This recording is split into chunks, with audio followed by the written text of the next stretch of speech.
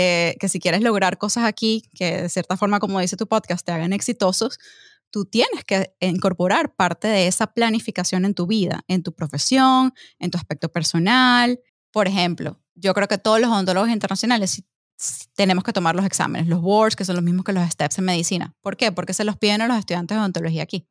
Nos guste o no nos guste, es lo que ellos hacen. Ahora, que tengamos que estudiar adicionalmente años de nuestra educación para probar que somos capaces, esa parte, me parece que pudiésemos perfectamente usar la tecnología. Pero yo sentir que puedo tener en un país que no es mío la capacidad de cambiar el hoy para hacerlo mejor, para hacer un mañana mejor para el otro, eso es un regalo. Y eso es un regalo que me dio este país.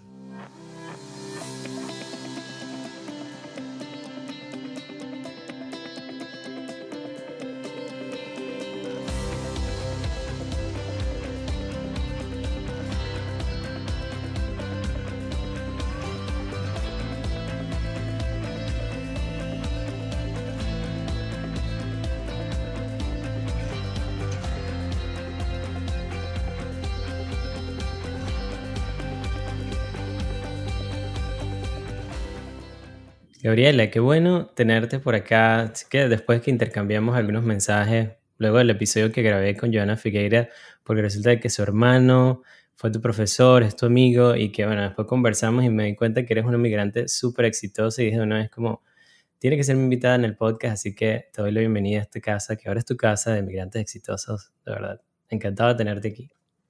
Bueno, muchísimas gracias por recibirme, Douglas, y de verdad sí disfruté muchísimo ese episodio de Joana, que jocosamente no nos conocemos en persona, pero bueno, esos amigos de Instagram, que obviamente tenemos en contacto su hermano, que fue, bueno, preparador mío en la Universidad Central de Venezuela en operatorio, pues nos mantuvimos en contacto siempre indirectamente porque él vino también a Estados Unidos como odontólogo por un tiempo a estudiar, pero bueno, súper motivada de compartir lo que pueda para ayudar en el camino a otros inmigrantes como nosotros, que decidimos las profesiones más difíciles, que son las de salud, y que bueno, cualquier granito de arena que podamos poner para que el camino sea un poquito menos difícil para el otro es siempre contributorio. Eso es lo que me he dado cuenta de que tú lo has venido haciendo desde hace bastante tiempo. Tú ya pasaste todo ese camino y ahora te encargas, bueno, como odontólogo, como profesora universitaria y además a través de tu podcast de International Dentist y ayudar a otros odontólogos a que puedan ejercer aquí en los Estados Unidos. Me parece que es una misión que es increíble y de verdad digna de admirar. Pero quisiera que comenzáramos a hablar un poquito de, bueno, cómo fue tu proceso de migración, porque ya tienes hace poco que preguntaba a través del Instagram de Migrantes Exitosos que cuántos años tienes aquí. Ya cumpliste este año 10 años de vivir aquí en Estados Unidos. Yo vivo en mi 5º año y bueno, estamos en este mismo proceso, pero ¿cómo fue para ti eso cuando llegaste acá a estudiar y entraste aquí en el mundo universitario en los Estados Unidos? Bueno, yo creo que para nadie es un secreto que dejar tu país no es fácil. Sin embargo, yo siempre pienso que como una relación, el primer año es el idilio, es el romanticismo, todos estamos felices, todo es nuevo, todo es bonito, y uno no entra realmente a la realidad hasta que te insertas realmente en la sociedad. Entonces, si te digo que mi comienzo fue difícil, te miento porque yo empecé siempre desde el aspecto educativo. Mi intención para acá, para venirme a Estados Unidos nunca fue quedarme, por lo menos no durante los primeros años, fue estudiar, y de ahí pues con un título universitario de Estados Unidos yo pensé me puedo ir para cualquier lado y no me va a ir mal. Eso fue, digamos, mi plan a corto plazo en ese momento. Y bueno, nada, obviamente el proceso para insertarte aquí dentro de una universidad en odontología es un poco complicado. Los colegas que son profesionales de la salud lo saben bien porque la odontología no está sola en eso.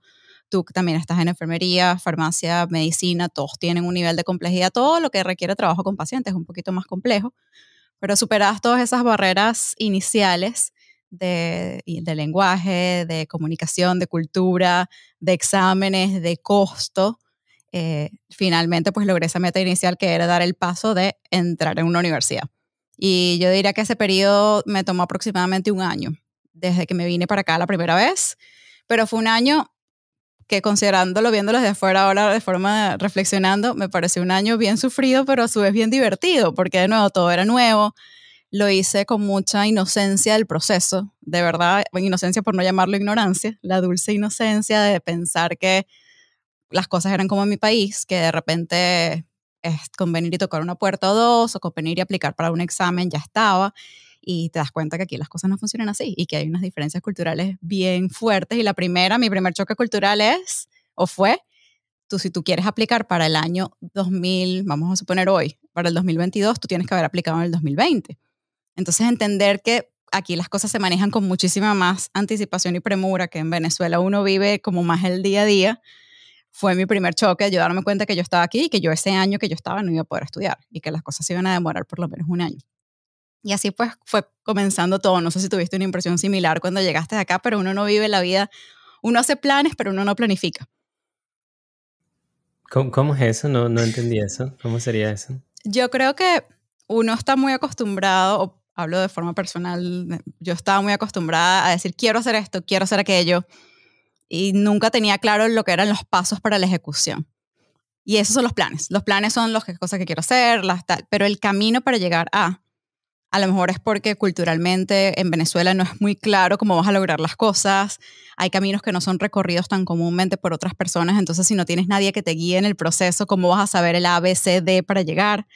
Y a veces digo que logramos las cosas de milagro si las logramos, y muchas veces no se logran, y la razón por la cual no se logra es porque no hay una planificación. Esta cultura, en cambio, tienen un plan y una planificación lo más detallada posible, tan detallada que a veces, yo las primeras veces que me sentaba en reuniones decía, pero de verdad estamos hablando de algo que va a pasar en 5 años al pelo. Y eso es parte de la planificación, y son cosas que, bueno, uno va aprendiendo a los golpes, que si quieres lograr cosas aquí, que de cierta forma, como dice tu podcast, te hagan exitosos, tú tienes que incorporar parte de esa planificación en tu vida, en tu profesión, en tu aspecto personal. No es nada Eso más. justo era lo que te iba a preguntar. Me imagino que eso te ha ayudado a ti a poder llevar esa planificación a lo que estás haciendo ahorita en tu vida. Porque cuando hablábamos antes de comenzar a grabar, me decías mucho eso, de que bueno, el podcast lo voy a llevar a hacer estas cosas. Y quizás me estoy adelantando un poquito, pero me doy cuenta de que eres muy planificada gracias a eso también. Y que es algo que yo he aprendido, creo que de esta cultura, en vivir aquí, en saber de que si quiero conseguir esto, tengo que dividir esto en pequeños pasitos y esta es la forma en la que lo voy a poder lograr. Totalmente. Y de forma graciosa, mi profesión, específicamente el área que yo decidí especializarme, que es prostodoncia, es de todas las especialidades de odontología la que requiere más planificación, ya que es de todas la que viene la parte restauradora o protésica. El prostodoncista reemplaza algo que está absente o va a estar absente, ya sea un diente solo, muchos dientes, coronas, puentes, carillas, implantes, etc. Entonces, como es la parte protésica, las partes protésicas requieren mucho tiempo. Entonces, como tal, parte de nuestro proceso de entrenamiento en los 3 años de posgrado es aprender a hacer una planificación de planes de tratamientos de 1 año, 2 o 3 años, o hasta a veces 4, y el paso a paso del plan de tratamiento desde el punto de vista del diseño. Comenzar con el final end in mind, comenzar con el objetivo final en mente. Tú tienes que saber exactamente cómo se va a ver ese paciente desde el comienzo. Y luego empiezas a hacer el camino en regresivo. Y yo me empecé a dar cuenta que eso que yo estaba aprendiendo profesionalmente, lo empecé a aplicar en mi día a día. Yo, por ejemplo, el mejor ejemplo es la tardinez. Yo siempre llegaba tipo Venezuela, ¿sabes? Uno viene con ese chip cultural muy dañado de las horas, de las cosas. Y digo dañado porque es verdad, uno no respeta el tiempo ajeno. Y claro, llegué a mis primeras clases, qué sé yo, 10, 15 minutos tarde, que para mí era llegar temprano o llegar bien. Hasta que mi director de posgrado, que era japonés, está en vida todavía, pero en ese momento ya no es director de ese programa, era japonés, me dice, estás tarde. Y yo, pero son 10 minutos. Y él, no, tienes que llegar 10 minutos antes. Claro, un choque cultural increíble porque para él a tiempo es 10 minutos antes y para mí a tiempo es 10 minutos después. Porque hasta los horarios tienen cultura. Entonces, yo empecé a utilizar la herramienta de planificación reversa para los horarios. Por ejemplo, si yo tengo que estar en el salón de clases a 10 para las 8, entonces a qué hora tengo que entrar por el edificio, subir el ascensor, a qué hora tengo que salir de mi casa, a qué hora me tengo que bañar, a qué hora me tengo que parar. Y así iba como haciendo la planificación de las pequeñas cosas, literal del día a día para llegar a un sitio a tiempo. Se transforma en un hábito porque como todo lo que tú quieres incorporar lo tienes que hacer la mayor cantidad de veces posible. Es repetición. No es magia, no es ser el más inteligente de este mundo, es manejar el arte de la repetición a la perfección.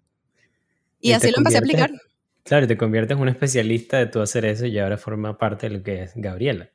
Es absolutamente Gabriela en todas las cosas. Es ridículo a veces que yo todo lo que hago lo planifico al revés, desde el objetivo final. Tú me preguntas el podcast, yo tenía un objetivo con el podcast, yo tenía un objetivo con mi especialidad. Claro, de nuevo, lo he ido aprendiendo y lo he ido incorporando y con suerte he encajado perfectamente con mi personalidad, al punto tal que se me hace muy fácil no solamente hacerlo para mí, sino hacerlo para otros. Cuando establezco relaciones de mentorías con mis estudiantes, cuando me contacta alguien, estudiante internacional que quiere consejos, lo que sea que establezca como objetivo, me es muy fácil desglosarlo o desarmarlo o desmembrarlo en todas las pequeñas piezas y el orden en el que van las piezas, porque no es tan importante. Yo creo que todos sabemos más o menos cuáles son los ingredientes para la receta. La cosa es que pones primero la harina, el líquido o el powder, no sé qué.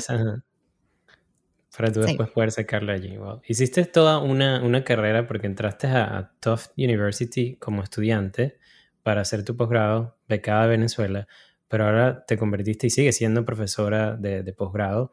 Y me comentabas que a pesar de que viniste aquí con las ganas de que, bueno, de estudiar nada más y que querías ejercer, comenzaste primero en el mundo de la universidad, o sea, como profesor universitario. Y normalmente nosotros como clínicos lo que venimos es nada. Voy a ir a Estados Unidos, hago un posgrado y una vez voy a trabajar, voy a hacer el hands-on porque es lo que quiero y ya. Pero resulta de que ahí dejamos como que de lado de que también puedes ser profesor universitario. Entonces, ¿cómo ha sido tu experiencia como profesora universitaria aquí en el sistema educativo estadounidense? En una palabra, espectacular. En detalle, para echar un poquito el cuento atrás, graciosamente mis padres son profesores los dos. Mi papá es profesor universitario de la Simón Bolívar, ingeniero, y mi mamá es diseñadora y tuvo una academia toda la vida. Siempre dio clases. En mi familia el componente educativo siempre estuvo presente. Sin embargo, yo creo que como tú perfectamente describiste, uno entra a profesiones de salud por la parte clínica. Aquí nadie, por lo menos en Venezuela, nadie quiere ser investigador, nadie quiere ser docente, todos queremos ser clínicos. Y nunca se me pasó por la cabeza en mis años en Venezuela que yo quería ser profesora. Aparte me parecía que los profesores universitarios en la universidad pasaban mucho trabajo, era una carrera muy sacrificada, igual todos tenían que trabajar en su práctica privada y los que lo hacían en la universidad lo hacían por caridad. Y realmente nunca me vi, ni siquiera a esa edad, dispuesta a dar caridad. Todavía uno está muy joven para estar pensando de esa manera. Y no se me cruzó por la cabeza en mis primeros años dar clases nunca. Al punto tal que de verdad vine para acá con la intención de ser clínico y apliqué nada más a los posgrados que yo sabía que tenían un componente alto clínico. Más nada, o sea, yo en mi selección de programas fue muy específica a programas que tuvieran alto componente de clínica, poco tiempo de investigación, que no fuera obligatorio, porque yo tenía muy claro cuáles eran mis metas. Y entre ellas, como te digo, no estaba ni la investigación ni la educación de forma permanente. Pero bueno, claro, se te empiezan a abrir los ojos a las cosas, ¿no? Y yo siempre digo que este es el Disney de la odontología. Uno está aquí y no te falta nada, sino te sobra todo. Y para uno que viene de unas culturas en las cuales el aprendizaje es muy sufrido, porque uno Sí, aprende. yo recuerdo una de mis mejores amigas que fue mi odontóloga durante todo el tiempo. Ella estudió conmigo en el colegio y luego se hizo odontólogo. Recuerdo que ella siempre me comentaba, tenía que algunas veces hasta pagarle a pacientes para traerlos a la clínica para hacerle un tratamiento y llevar todos los materiales. Todo. Tú le pagabas al paciente, le pagabas el desayuno, el taxi, el día de trabajo que no fue. Y como era la cultura, ¿qué haces tú en contra de una cultura? Nada, o sea, ya el paciente estaba acostumbrado a que esa era la forma. Entonces, claro, te podrás imaginar, yo lo que quería era estar en un sitio, primero, donde nadie me pidiera plata. Segundo, donde yo pudiese realmente desarrollar mis habilidades clínicas al máximo y ponerme a trabajar. Porque yo trabajé en Venezuela 2 años antes de venirme para acá. Yo estaba ya en una clínica privada. Yo estaba trabajando muy bien, de hecho ya me habían ofrecido sociedad, yo estaba creciendo muy rápido en la clínica y me dio esa sensación y esa urgencia de salir de Venezuela, entre otras cosas, primero porque, te voy a confesar, no me aguantaba la situación política hace 10 años y me sentía como en una jaula. Esa era la realidad. Yo sentía que mi capacidad de crecimiento en Venezuela siempre iba a estar limitada. Con todo y que en Venezuela yo tenía mi familia que me podía apoyar en todo, mi papá que me podía decir, mira, te puedo montar un consultorio mañana. No puedo decir que fue falta de ayuda ni de apoyo. Es más, sin esa ayuda y sin ese apoyo no me hubiese podido venir para acá. Y para algunos fue una locura. Y me decían, pero tú estás loca, tú no tienes familia en Estados Unidos, tú no nada. Yo nada, cero, Douglas, no tenía. Yo escasamente yo aprendí a hablar inglés bien esos 2 años después que me gradué de odontología, porque yo me metí en la cabeza, yo me voy a ir para Estados Unidos, y yo escuchaba podcast en inglés, pero hablando del podcast, que yo consumo podcast desde cerca de 2007, en mi iPod de este tamaño, así que me lo robaron, por cierto, que yo digo, el malandro agarró ese iPod y dijo, todo está en inglés, yo Sí, no sé qué lo voy voy a a hacer borrar con para poder esto, meter mis cosas. para poder meter mi salsa cabilla. Pero nada, el punto es que realmente yo me determiné a venir a estudiar para acá primero inglés, que fue mi primer paso aquí. Y yo me fui a una casa de una familia americana, en un homestay. No hablé con mis papás por teléfono porque les dije, no me quiero escuchar la voz en español. Me cambié de salón 3 veces porque si escuchaba a un colombiano o no sé qué, yo no quería escuchar español por ningún lado. Mucho la determinación siempre de tratar de maximizar, porque aquí la educación es muy costosa. Yo no tenía tiempo ni dinero para perder. Yo todo lo calculaba costo por día, costo por hora. Ok, si yo estoy aquí y esto es lo que me cuesta el curso de inglés, yo estoy pagando esto por hora, yo estoy pagando esto por día, yo tengo que asegurarme antes de venirme a la casa todos los días en la noche que yo sienta que ese dinero Valió la pena. valió la pena. Lo mismo con el posgrado. Yo decía, cada día de posgrado me cuesta tanto, a mí no me están pagando por estar aquí, yo tengo que asegurarme que yo logre los beneficios de este valor económico que es una inversión alta. Entonces, como esa mentalidad para todas las cosas y de tratar lo más posible de maximizar. Entonces, claro, cuando me gradúo, digo, wow, ¿cómo yo puedo ahorita regresarme a Venezuela o irme para Europa, que es donde estaba parte de mi familia, y realmente maximizar esta inversión también? Y es allí donde se genera la oportunidad o el pensamiento de quedarme. Y ya estaba más o menos a mitad del posgrado, estaba en el segundo año. Mi director del posgrado, que conocía muy bien la situación de Venezuela, el japonés, porque tenía amigos venezolanos, me agarró un día y me sentó, ¿tú qué quieres hacer? Y yo, bueno, no sé, ¿yo qué debo hacer? Y él, bueno, tú eres muy buena. Ya yo, en el posgrado tienes obligatoriamente que dar clases a los estudiantes de pregrado porque es parte del contenido del posgrado dar clases. Entonces tuve ya la experiencia de dar clases, había tenido muy bien feedback de los estudiantes, se me daba muy bien, me gustaba. Me dijo, ¿por qué no piensas en aplicar una posición como profesora? Vas a empezar siempre junior, vas a estar nada más en, ¿sabes? En la preclínica, en la clínica, no es que vas a dar clases en un salón ni nada. Y yo, bueno, ok, yo en la clínica como clínico yo puedo estar enseñando procedimientos todo el día, no me importa. Y así fue, y decidí quedarme. Y claro, una cosa se transforma en la otra y no había pasado ni un año y a mí me han hecho directora de un curso. Entonces la que dijo que no iba a agarrar un salón estaba en Ya menos de tenía 7 meses todo. con un salón de 220, con un curso de un trimestre y así van presentándose las oportunidades. Por eso a veces uno no sabe qué le dice que no. Y tampoco a veces sabes a qué le dices que sí, ¿no? Pero para mí haberle dicho que sí esa oportunidad y hacer, por supuesto, el procedimiento que requería para aplicar el trabajo, competir y toda la cosa, me abrió muchísimas otras puertas y me enseñó una parte de la odontología que yo desconocía por completo. Una y muchas otras que se fueron descubriendo a través de la academia, mucho más allá de ser un clínico. Y o sea, ¿cuál consideras tú desde esa experiencia que tienes ahorita es diferente a la experiencia que viviste como estudiante en Venezuela? Porque sé que entrar a la universidad, yo no tuve esa oportunidad porque yo solo pude estudiar, fue en Puerto Rico un año para poder ser enfermero y fue como que algo completamente distinto. Pero ¿cómo ha sido esa experiencia para ti? ¿Cómo diferencia esos dos mundos? Son bien diferentes y yo creo que una de las mayores diferencias es la madurez con la que entran los estudiantes de odontología aquí. Porque para estudiar odontología en Estados Unidos tú tienes que tener ya un título de algo, ya sea un Bachelor in Science, tienes que tener algo que son unos estudios previos en college de 4 años, lo cual significa que tú no vas a entrar a estudiar odontología a los 17 o a los 18 años como en Venezuela. No tiene nada de malo empezar joven la carrera, a mí me parece que tiene muchísimas ventajas, pero tiene una desventaja mayor que es la inmadurez que tú tienes alrededor de la decisión que estás tomando. Esta gente que entra aquí ya entra, primero pasaron un montón de trabajo, no solamente los 4 años de college que tuvieron que hacer antes, la inversión económica de esos 4 años de college. Muchos de ellos tienen que luego hacer investigación o tienen que hacer un máster o tienen que hacer muchas cosas para ser competitivos porque el nivel de aceptación en las universidades aquí es por debajo del 20%. Entonces es muy competitivo desde el principio. Y creo que como el sistema cultural aquí es tan competitivo, el que ya está fabricado de esa manera desde que estás en kinder y tú estás compitiendo con tus amiguitos desde las competiciones de letreo en el colegio y todas estas cosas, ya tú sabes lo que es eso. Pero uno en Venezuela, particularmente, estoy segura que en otros países de Latinoamérica es distinto y en otros será similar que en Venezuela, uno no sabe lo que es eso. Competir es un deporte, tú compites por un premio, pero en Venezuela si no hay un premio que sea atractivo, nadie compite por nada. Y mucho menos tú, siempre hay alguno en el salón que tú dices, se quiere sacar la mejor nota y está pendiente de la de los demás y ese es el raro.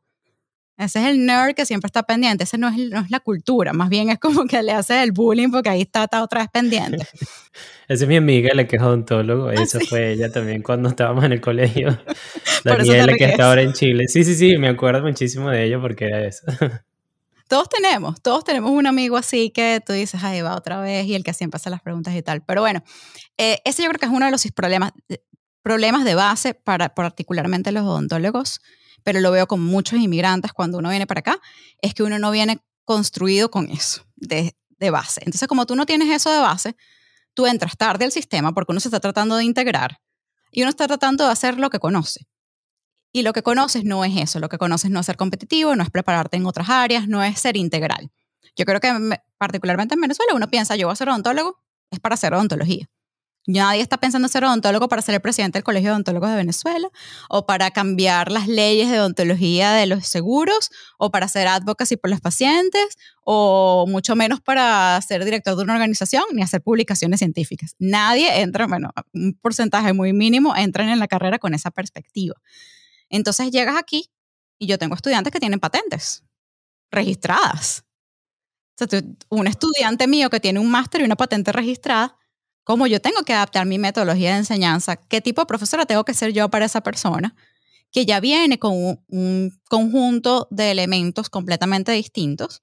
¿Y cómo lo pones a competir con un estudiante venezolano que está en la universidad en modo supervivencia? Porque uno en la central está en modo supervivencia constantemente. Si hay agua, si hay luz, si viene el paciente, el conjunto de elementos con los que uno se juega son completamente distintos desde el día uno. Los problemas son diferentes, ni mejor ni peor, es diferente. Entonces, claro, si tú llegas aquí, lo mismo que llegas a un país cualquiera, si vienes a un país diferente, si tú llegas a tratar de hacer lo tuyo sin entender lo que está pasando, vas a dar muchos tumbos. Y la ¿Y mayor qué, parte, qué sí, le dirías tú a ese estudiante que ya está conociendo, nos está escuchando ahorita y que va a entrar a la universidad?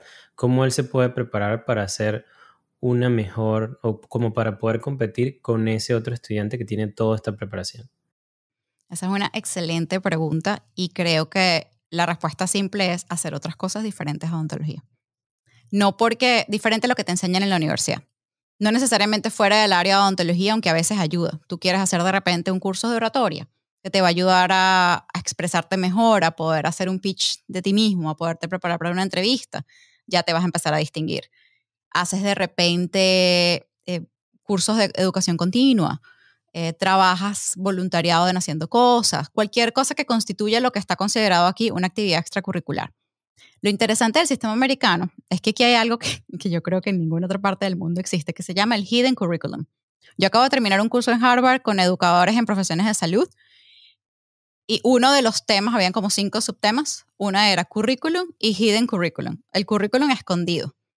Que tú dices, pero que ¿cómo va a haber algo escondido? Si es educación, tú me tienes que decir lo que estoy aprendiendo. No, el currículum es lo que está escrito y el currículum escondido, el hidden curriculum, es todas las otras cosas que tú aprendes a través de aprender el currículum, que no están escritas en ningún lado, pero que todo el mundo espera que tú hagas y todo el mundo aprende de alguna manera u otra. Entonces, cuando hay tantas cosas que no están escritas, pero que todo el mundo hace, a menos ¿Cuál, que tú cuál veas que sería tú... ese? Dame un ejemplo de eso. ¿Cuál sería? Un ejemplo perfecto de hidden curriculum pudiese ser las actividades extracurriculares. En ningún lado dice que los estudiantes aquí tienen que ser parte de organizaciones, pero el 60% hacen advocacy y cosas en organizaciones. Se meten en el Hispanic Dental Association, en el American Dental Education Association, se meten a ser parte de cosas cuando son estudiantes, que a veces yo pienso, bueno, pero yo como estudiante yo no pensaba que yo tenía nada que contribuir, pero la realidad es que uno como estudiante trae la fuerza de cambio.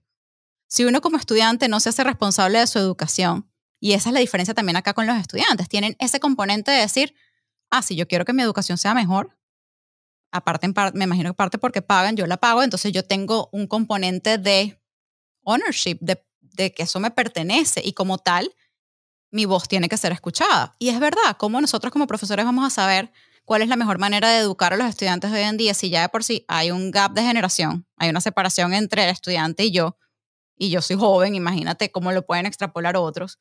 Luego hay un componente de tecnología que nos separa cada vez más.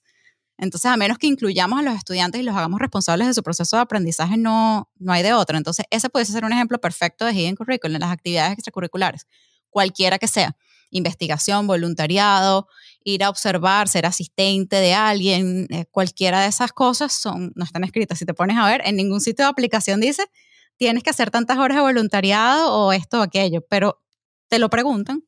You bet they will ask. Te van a preguntar seguro en tu entrevista qué has hecho tú. Y tú, estudiar. Claro, eso es Ok, algo pero como que te da un plus a lo que tú eres y a lo que puedes aportar a la universidad, porque eso me doy cuenta que también importa muchísimo, como que no es nada más el que tú seas un estudiante y estés aquí, sino que ellos quieren que todos los estudiantes tengan algo diferente para que cuando él diga estudia en esta universidad, claro, está como respaldado eso que el estudiante está haciendo, ¿no? Y totalmente. llevándote un poquito a lo que hablábamos anteriormente, de que aquí los clínicos no estamos acostumbrados a ser profesores universitarios, pero eso es también porque los sueldos aquí son mucho mejores.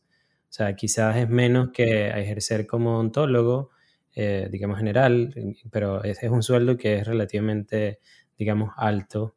Y sé que no tienes que revelarme el tuyo ni nada de eso, pero que digo, ¿cómo ha sido esa experiencia para ti en NIL? Porque ahorita tú haces las dos cosas, trabajas como clínico y también como profesor universitario, pero hay personas que pueden, inclusive nada más en esta profesión, ser solo profesores universitarios fácilmente. Sí, completamente. Y lo que dices es lo clave, que el sueldo te dé para vivir.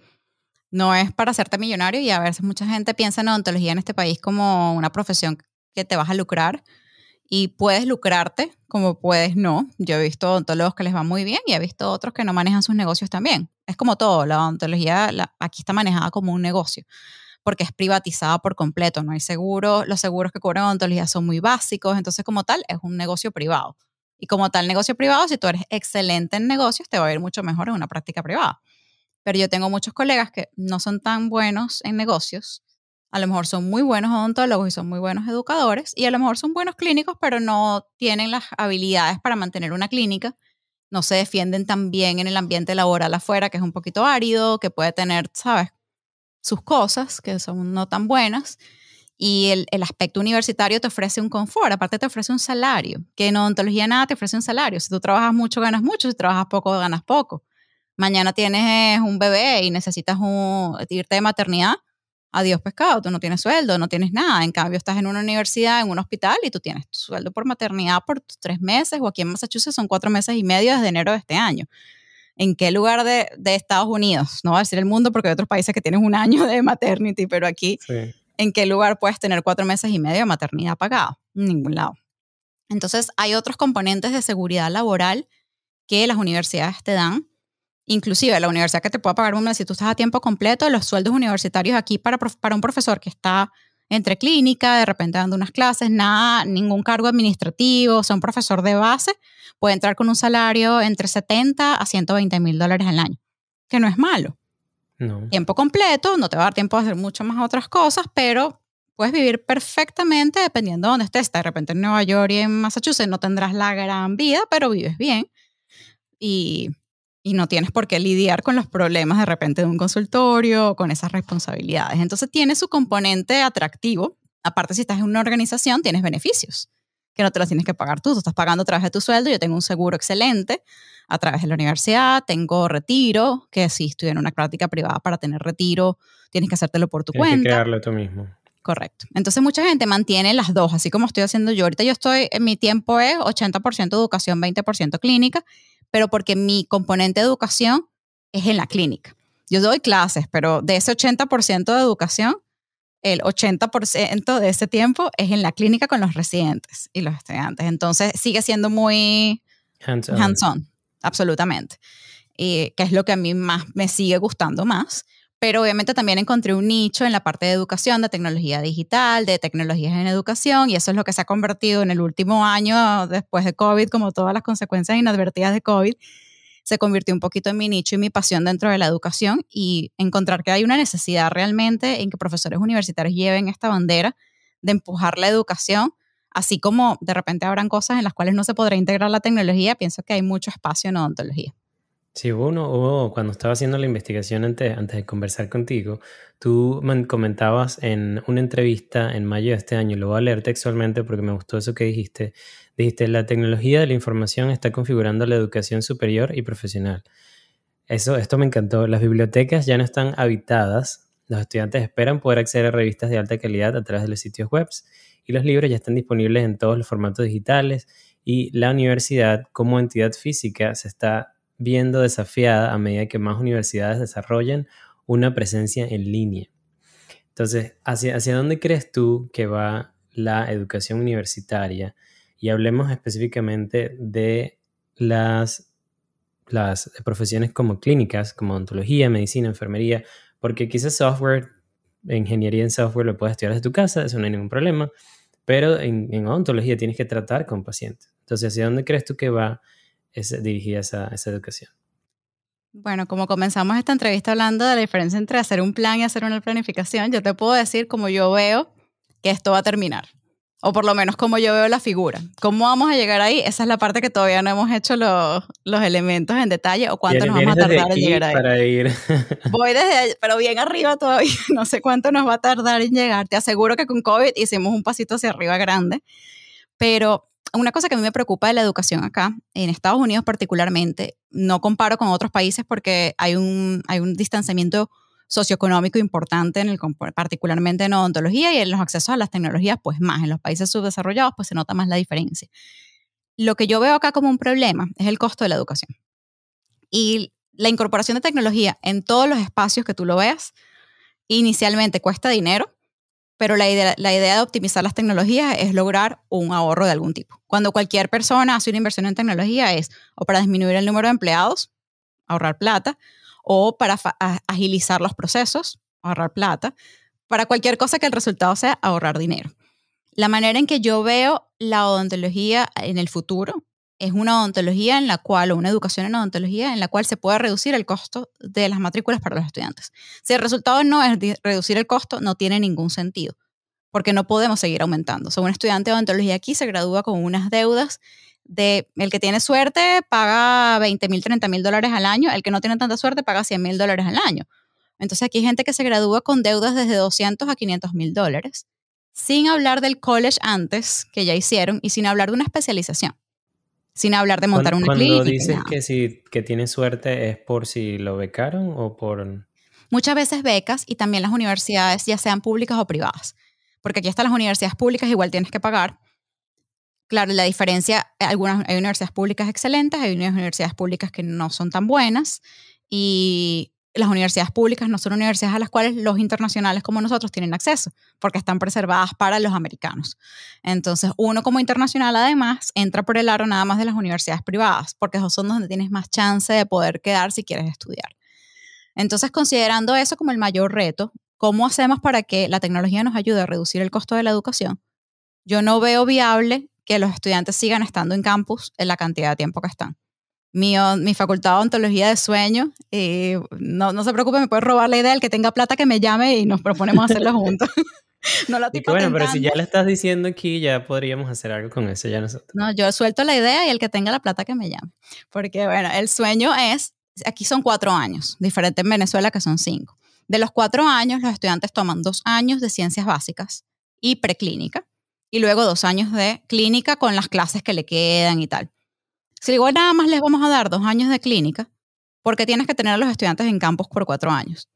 Entonces, crear de cierta manera los componentes de ciencias básicas y de cosas que tú quieras que el estudiante estudie, que estudie por su cuenta, crearlas completamente digitales, crear unos buenos sistemas educativos online que funcionen, que tengan una manera educativa, no una clase de Zoom, un componente educativo como hay tantas escuelas online que utilizan otros sistemas. Yo actualmente estoy haciendo un MBA y el MBA es completamente online, es una universidad online que ni siquiera tiene espacio físico, y la razón principal por la cual apliqué a esa universidad y no a otra es, la razón principal número 1 es costo, porque es mucho más económica que otras. ¿Fue competitivo entrar? Sí, pero me hice todo el proceso, hice todo lo que tenía que hacer porque me interesaba altamente el costo.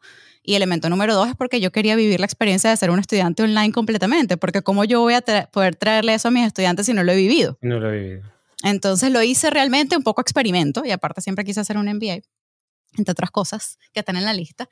Pero bueno, esa universidad tiene que proveer un espacio para el cual esos 2 años, o lo que tú decías que vaya a durar, el estudiante pueda estudiar a su propio ritmo y trabajar, Entonces esos 2 años no tienen que costar lo mismo que cuestan ahorita. Mira, esos 2 años el tuition vale la mitad. ¿Por qué? Porque tú no necesitas un profesor, sino la mitad de los profesores, porque lo que tengo que tener son virtual office hours, tengo que tener otro sistema que me ayude para las preguntas, las actividades preclínicas las pueden hacer de repente en centros digitales que vayan a hacer demos con Artificial Intelligence o Haptics o lo que sea, y de cierta manera preparas al estudiante para que venga en inmersión clínica 2 años. Sin clases, sin nada, con seminarios altamente clínicos para que realmente tengan oportunidad de aprender trabajo interdisciplinario, todas estas otras cosas que son súper importantes de la clínica y que además puedan rotar por las diferentes especialidades en esos 2 años y vean todo tipo de casos. Y que sean 2 años de una experiencia clínica maximizada, que obviamente tú los cobras como los tienes que cobrar, pero le reduciste el costo a la educación de los primeros 2 años por lo menos a la mitad.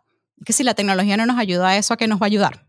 Claro, y esto yo creo que es algo porque si te das cuenta y te vas a estudiar cómo ha aumentado el costo de la educación aquí en Estados Unidos, ha ido pues en aumento durante todos los años y sin detenerse, ahí al igual que las deudas estudiantiles. Entonces esto sería darle un cambio completo al sistema y creo que tendría que ser una decisión bastante grande y que querramos o no se tiene que involucrar el gobierno. Y no va a ser Absolutamente. algo que las universidades como negocio van a querer, pero bueno, a lo mejor van a necesitar más estudiantes. O sea, suena muy Sí. bonito cuando lo dices, pero si lo ves desde el punto de vista de negocio, de universidad, no es tan... Fíjate que yo lo veo, yo creo que la crisis va a venir porque al final las universidades privadas son negocios, son Ujú, non-profit que hacen profit. ujú. Entonces, yo no creo que pueda venir de repente una entidad como el gobierno a decir eso es too much. Ellos pueden hacerlo en sus universidades públicas, pero no en las privadas. La presión va a venir de la competencia. Mientras sigan habiendo 5.000, 6.000 aplicaciones para cada universidad, esto no va a pasar porque las universidades van a decir, pero yo para qué voy a cambiar, me voy a sentar aquí porque igual tengo 5.000 aplicantes para 200 puestos o 100. En el momento en el cual la curva comience a bajar, porque los niños se den cuenta, digo los niños porque son niños hoy y mañana van a ser odontólogos, se den cuenta que no tiene ningún sentido endeudarte $500,000, $750,000 porque te vas a tardar un montón en ganarlo de vuelta. ¿Qué va a hacer la gente? Van a optar por profesiones más cortas, carreras que puedan rápidamente hacer buen dinero también, que no tengan que invertir tanto. Y aparte, la sociedad que viene, las generaciones que vienen, son sociedades y generaciones que tienen otros intereses, que tienen un balance, el fulano work-life balance, mucho más claro que nosotros. Para esos niños no, eso no va a ser una cosa, eso es un tema de conferencia de ahorita porque somos unos descontrolados. Pero esa gente no va a necesitar eso. Ellos ya estudian, van para el gimnasio, tienen canal de YouTube, hacen 20 cosas. Aquí estamos nosotros pariendo, ¿sabes? Entre Sí. el podcast y el trabajo, la familia, pierdo un amigo. Ellos no, esto va a ser totalmente normal para ellos. Entonces, cuando haya presión, que las universidades empiecen a ver que cada vez hay menos, menos, menos, las grandes van a pasarla más duro porque para que cambie una universidad como Tufts, que es una universidad que cumplió 150 años hace 2 años y que tiene la segunda facultad de odontología más grande de los Estados Unidos. Nosotros graduamos 240 estudiantes cada año. Para que cambie Tufts va a tomar mucho más tiempo. Pero ¿qué va a pasar? Va a venir la pequeña universidad que van a crear en, no sé, en Missouri, donde nadie quiere estar. No sé, me perdona si alguien me escucha en Missouri, es bellísimo. Pero donde nadie quiere estar, van a invertir bastante en tecnología y van a empezar con grupos pequeños. Y van a decir, ¿sabes qué? Vamos a empezar con un grupo de 20, 30, poco a poco. Van a haber Hasta más que pueda ir aplicaciones creciendo y, hasta y que puedan salir más empiecen a estudiantes. competir. Yo creo que va a venir más de allí que de otra cosa, porque como todo en este es un país altamente consumista y todo es una respuesta al consumo del mercado. Mientras sigan habiendo aplicaciones para las universidades grandes, no va a haber presión de cambio, o por lo menos va a ser mucho más lento. Pero yo no veo eso durando tanto tiempo. No le doy 20 años con seguridad, porque no va a aguantar la mecha. Los costos están muy por las nubes y los estudiantes se están graduando. No sé en otras áreas, pero en odontología están trabajando en lo que le llaman CSOs, que son cadenas. Entonces Ujú. trabajas y te gradúas y vas a trabajar en una cadena que te paguen, no sé, 80, 100, $120,000 al año, te van a sacar la chicha Y y con esa tienes que deuda que pagar tienes 5,000 atrás o $7,000 al mes del loan de del educación. student loan, es mucho, Nunca, o no vas sea, a poder ¿cuándo vas a con eso. terminar de pagar? Claro, Nunca. claro. Desde el año, Ay, bueno, veo que tienes este set allí tan bello, porque el año pasado comenzaste tu podcast y cambiando un poquito aquí de la idea. pero comenzaste un podcast que tiene una misión muy bonita, porque así como lo que tú viviste como odontólogo internacional, se llama The International Dentist Podcast, ayudas a otros odontólogos que quieran venir a estudiar aquí a Estados Unidos. Me parece una misión muy bonita, muy parecida a la de Migrantes Exitosos. Felicitaciones por eso. Pero ¿cómo ha sido tu experiencia desde que comenzaste con el podcast ayudando a otros odontólogos? Ayudando a otros odontólogos espectacular. Con el podcast ha sido un proceso de aprendizaje, como todo.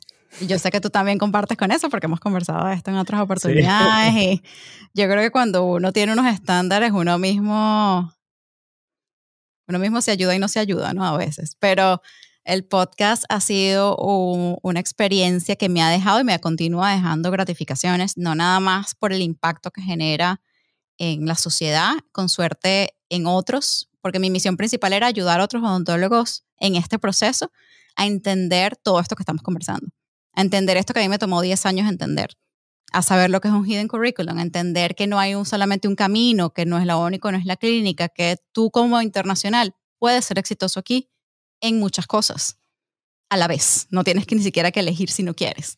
Puedes realmente hacer mucho. Y cuáles son los caminos que nunca son una línea recta, porque hay mucha información, la información está regada por todas partes y uno tiene dificultad cuando tiene tantas opciones de elegir qué es lo correcto para sí. Entonces traté un poquito con el podcast de entrevistar cada semana diferentes perfiles, gente de diferentes países con experiencias completamente distintas y que han aplicado distintos caminos dentro de la odontología aquí. Tengo gente que se ha convertido en decano, tengo gente que se ha dedicado completamente a academia, como gente que se dedicó a clínica y lo que hizo fue montar multipractice y dedicarse completamente al comercio y ya no ve más pacientes. Así como tengo gente que se dedicó a investigación por completo y no ha tocado un paciente. Entonces, me parece súper bonito traer, primero, lo que es la vida de esas personas aquí, que es totalmente diferente, y a su vez, cuáles fueron los pasos para llegar ahí. No porque los pasos para llegar ahí de otro vayan a permitir que tú hagas los mismos pasos y te van a resultar, porque como todos sabemos y tú lo sabes bien, esto no son recetas de cocina que le van a funcionar a todo el mundo por igual.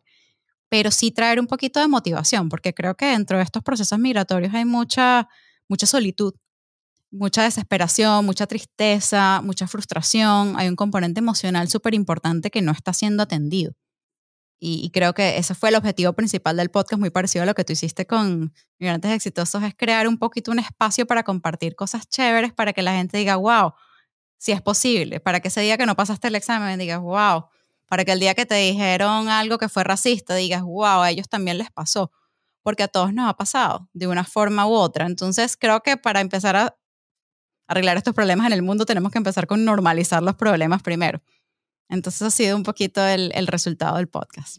¿Y hacia dónde crees, ya que veo que tienes una misión y siempre vas haciendo las cosas desde lo más alto hacia lo más bajo? ¿Hacia dónde crees que vas con el podcast ahora? ¿Qué es lo que viene luego? Bueno, hay muchos caminos por delante que algunos no los tengo del todo claros. Sinceramente, lo que me encantaría que el resultado de esto fuese en el futuro es hacer advocacy por los odontólogos internacionales, porque cuando se crearon las leyes para que esto fuese de la forma que es hoy, que fue en los 80, se crearon basadas en la experiencia de asumir que los odontólogos en otros países aprenden diferente que aquí y que como tal había que hacer una calibración, porque aquí el riesgo era muy alto porque es tratar con pacientes.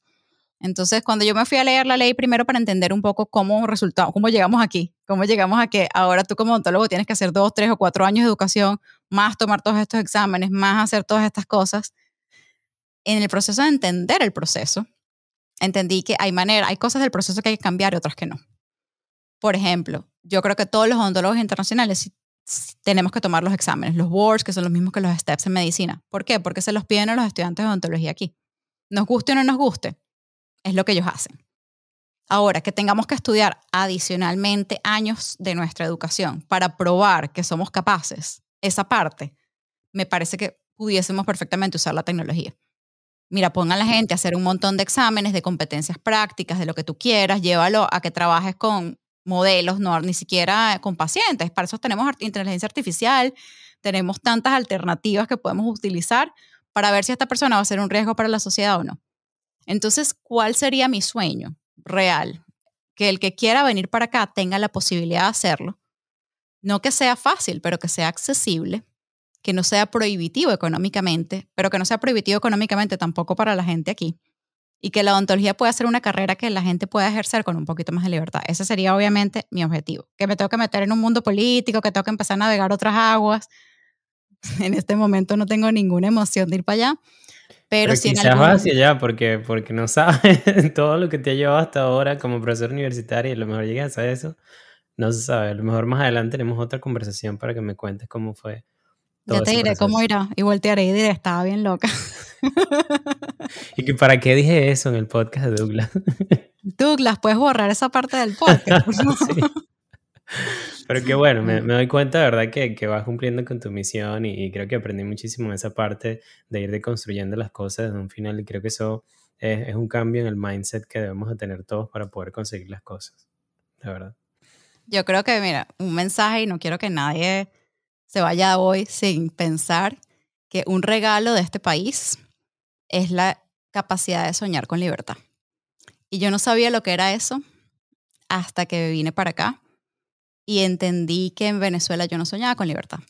Uno vivía en función del día a día, uno vive en función de las posibilidades que tienes y nosotros tuvimos oportunidades. Hay tanta gente que no tiene oportunidades, ni siquiera en Venezuela.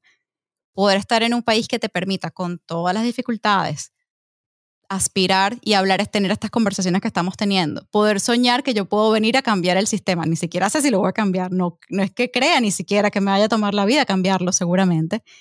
Pero yo sentir que puedo tener en un país que no es mío la capacidad de cambiar el hoy para hacerlo mejor, para hacer un mañana mejor para el otro. Eso es un regalo.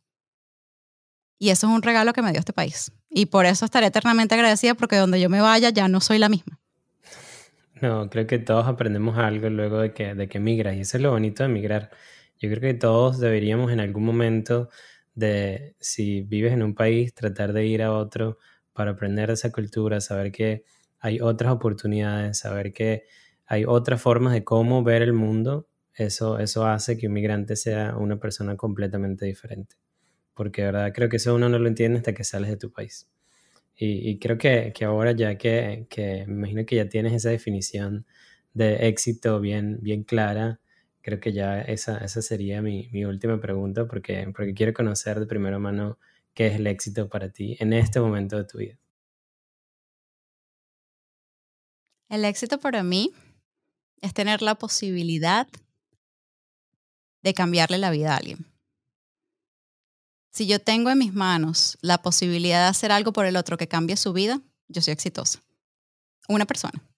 No necesito más, porque esa persona puede cambiarle la vida al otro. Y ahí es donde está el efecto multiplicador. Se Y va por eso haciendo me como dediqué una a la cadena. educación. Por eso me dediqué a la educación, para poder tener una cadena de transformación, porque uno solo, luchando, da trabajo. Pero hay que multiplicar multiplicar los soldados para hacer las batallas juntos. Y eso para Claro, mí es el éxito. muy buena definición, me encanta y te felicito por eso que estás haciendo. Vayan a los odontólogos que están aquí escuchando el podcast, escuchen The International Dental Podcast porque además tienes un bootcamp donde ayudas a otros odontólogos a que quieran ejercerlo aquí en Estados Unidos. Así que vayan, siguen a Gaby, suscríbanse aquí al canal de YouTube o al podcast donde lo estén escuchando para que así reciban esa notificación. Y bueno, te doy las gracias, Gaby, de verdad, por acompañarme hoy aquí. Y nada, sigue con esa misión que vas súper bien, me encanta, de verdad. Bueno, muchísimas gracias y gracias por tenerme, por este proyecto que compartimos. Y bueno, el que necesite ayuda, aquí estoy. Gracias. Esto fue la doctora Gabriela La Greca para Migrantes Exitosos.